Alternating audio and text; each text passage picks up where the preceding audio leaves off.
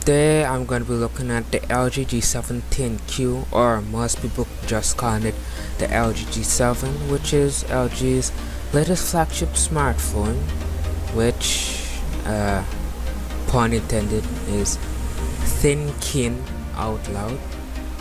Get it?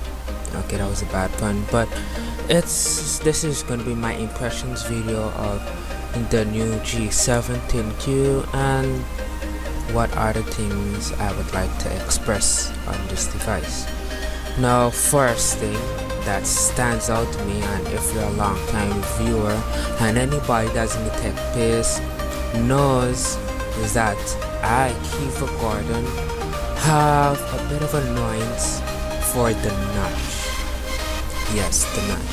But LG has succumbed to the notch, so at this point I give up.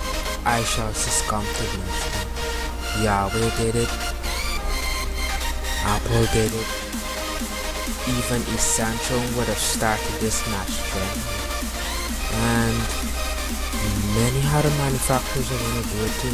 Asus even did it already by blatantly making it their phone look very similar to the iPhone 10, and to me the notch just takes away that individuality from smartphones. I don't know, but the notch is there, nothing I can do about it. I'm just, a guy talking in front of the camera and uploads video on YouTube and doesn't have millions of subscribers, so what can I do?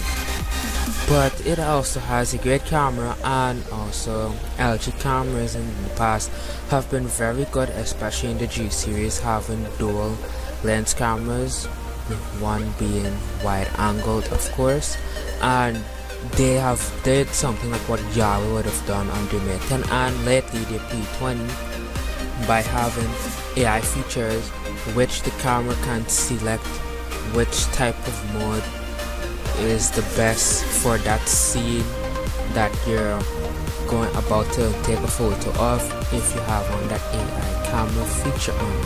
So that is a pretty useful feature. I mean, you may not use this all the time, but it's nice to have a feature like this, even for a casual photographer. And also it comes with far field voice recognition, and also with that it comes with Google Assistant on board. I mean, of course it runs on Android Oreo, but if you look carefully you can see that there are 3 buttons on the left. That button there is not a power button, that is actually a assistant button, a button that activates Google Assistant. Now you can deactivate this feature from the phone, but like Samsung, it's not remappable. So LG, please remap that by some miracle. If somebody that works there come across this video, please make it remappable when it comes out as final packaging. Please, just please. And some other notable features, it also has a boombox speaker which they claim to have, and a super bright calm mode, and a display that gets very bright, and even from other reviewers it gets very bright as well. And as I mentioned earlier, the dedicated Google Assistant button, which of course isn't removable. So that's basically it. And they also compared to the LG G6. The camera is like 2 times better than the LG G6, and the brightness is about double as the LG G6 as well in some instances. And there are some other notable features such as the Snapdragon 845 processor, and also the processor is octa-core, and you have 64 gigs with 4 gigs of RAM, and you also have 128 gigs of storage with 6 gigs of RAM, and also dual lens camera on the back, which both cameras are about 60 megapixels last time I checked. And they will have this starting sales in a couple weeks from now, but you can go on LG's website and file out and sign up for whenever the phone will be available for purchase if you wish.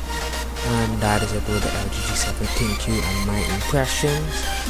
The only con I really have with the phone is the notch, and also that the Google Assistant button is a remarkable.